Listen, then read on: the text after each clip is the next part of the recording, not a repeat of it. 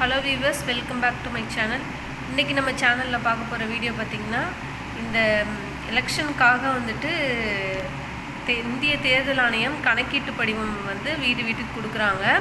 இது வந்து இந்த ஃபார்ம் வந்து எப்படி ஃபில் பண்ணுறது அப்படிங்கிறத இந்த வீடியோவில் பார்க்க போகிறோம். இதில் பார்த்திங்கன்னா இந்த மேலே இருக்க ஆப்ஷன் எல்லாமே வந்து நமக்கு தெரிஞ்சது தான்.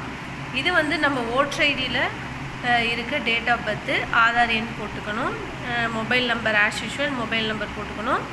இங்கே இந்த காலமில் வந்து தந்தையோட பெயர், அப்பாவோட பேர், அவரோட ஓட்டர் ஐடி நம்பர் இருக்கும். இதில் வந்து அம்மாவோட பேர், அம்மாவோட ஓட்டர் ஐடி நம்பர். உங்களுக்கு திருமணம் ஆயிடுச்சு அப்படின்னா கணவருடைய பெயர், கணவருடைய ஓட்டர் ஐடி நம்பர். இப்போ இது வந்து நார்மலாக நம்ம ஃபில் பண்ணிக்கலாம். அடுத்தது வந்து பெரிய டவுட்டே வந்து இந்த 2 ஆப்ஷன் எப்படி ஃபில் பண்ணுறது அப்படிங்கிறது தான். இது வந்துட்டு 2002லேயும் 2005லேயும் இதே மாதிரி ஒரு கணக்கெடுப்பு நடத்தினாங்க. அப்போது ஓட்டு போட்டவங்க தான் இந்த இடத்த வந்து நம்ம ஃபில் பண்ணணும். இப்போ புதுசாக அப்ளை பண்ண போகிறோம் அப்படின்னா இதை நம்ம ஃபில் பண்ண தேவையில்லை, எம்டியாகவே விட்டுடலாம். இதில் பார்த்திங்கன்னா அப்படின்னா இதில் வந்து உங்களோட பெயர், இப்போ வந்து எனக்கு வந்து அப்ளை பண்ணுறேன் அப்படின்னா இதில் வந்து என்னோடய பேர் நான் எழுதிக்கணும். இது வந்து நம்ம இதுக்கு முன்னாடி ஆதார் அட்டை இதுக்கு முன்னாடி நம்ம ஓட்டர் ஐடி வச்சுருப்போம் இல்லைங்களா, அந்த ஓட்டர் ஐடியிலே வந்துட்டு இந்த அடையாள அட்டையோட எண் இருக்கும், அதை நம்ம ஃபில் பண்ணிக்கணும்.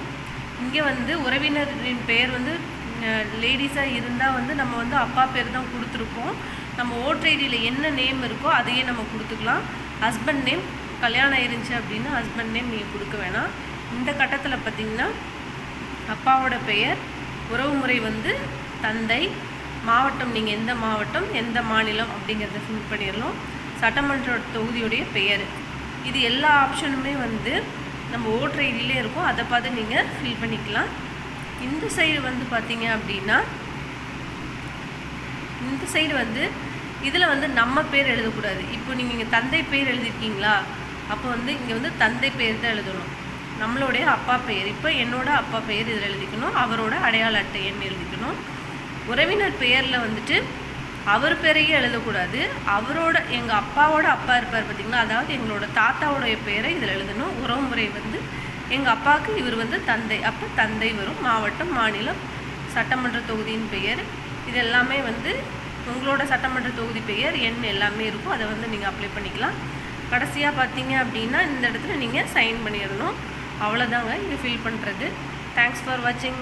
இந்த வீடியோ உங்களுக்கு யூஸ்ஃபுல்லாக இருந்துச்சுன்னா மறக்காமல் எல்லாத்துக்கும் ஷேர் பண்ணுங்கள், சப்ஸ்கிரைப் பண்ணுங்கள். தேங்க்ஸ் ஃபார் வாட்சிங்.